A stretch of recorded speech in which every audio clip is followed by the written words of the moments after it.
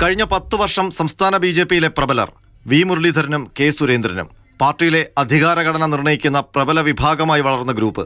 എന്നാൽ പുതിയ നേതൃത്വം വി മുരളീധര പക്ഷത്തെ പൂർണ്ണമായും അവഗണിക്കുകയാണ്. രാജീവ് ചന്ദ്രശേഖർ സംസ്ഥാന അധ്യക്ഷനായ ശേഷം ബി.ജെ.പി സംഘടിപ്പിച്ച ഏറ്റവും വലിയ സമരമാണ് ഇന്നലെയും ഇന്നുമായി തലസ്ഥാനത്ത് നടന്ന സെക്രട്ടേറിയറ്റ് വളയം. അതും ശബരിമല സ്വർണ്ണക്കൊള്ളയുമായി ബന്ധപ്പെട്ട്. രാജീവ് ചന്ദ്രശേഖർ സംസ്ഥാന അധ്യക്ഷനായ ശേഷം ബി.ജെ.പി സംഘടിപ്പിച്ച ഏറ്റവും വലിയ സമരമാണ് ഇന്നലെയും ഇന്നുമായി തലസ്ഥാനത്ത് നടന്ന സെക്രട്ടേറിയറ്റ് വളയം. അതും ശബരിമല സ്വർണ്ണക്കൊള്ളയുമായി ബന്ധപ്പെട്ട്. കോരിച്ചൊരിയുന്ന മഴയത്ത് സംസ്ഥാന അധ്യക്ഷനും നേതാക്കളും നടു റോഡിൽ നിലത്തിരുന്ന് നടത്തിയ സഹന സമരം. ആ രാപ്പകൽ സമരത്തിൽ പക്ഷേ രണ്ടുപേരുടെ അസ്വാഭാവികമായ അഭാവം ശ്രദ്ധിക്കപ്പെട്ടു. യുവതീ പ്രവേശന സംഘർഷകാലത്ത് കാടും മലയും കയറി സമരം നയിച്ച കെ സുരേന്ദ്രനും വി മുരളീധരനും സെക്രട്ടേറിയറ്റ് നടയിലെ സമരത്തിൽ പങ്കെടുത്തില്ല. അതേസമയം പി കെ കൃഷ്ണദാസും ശോഭാ സുരേന്ദ്രനും വർദ്ധിത വീര്യത്തോടെ സംസ്ഥാന അധ്യക്ഷന്റെ ഇടവും വലവും നിന്ന് സമരത്തിൽ സജീവമാവുകയും ചെയ്തു.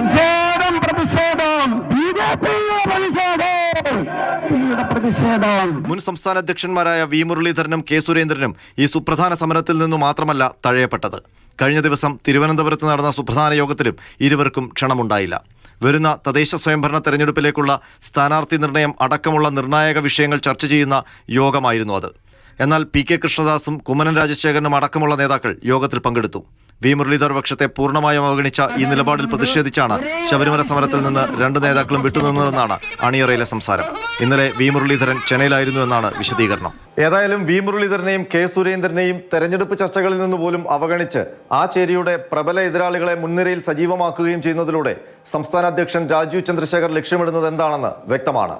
R Ananthakrishnan, Mathrubhumi news, Thiruvananthapuram.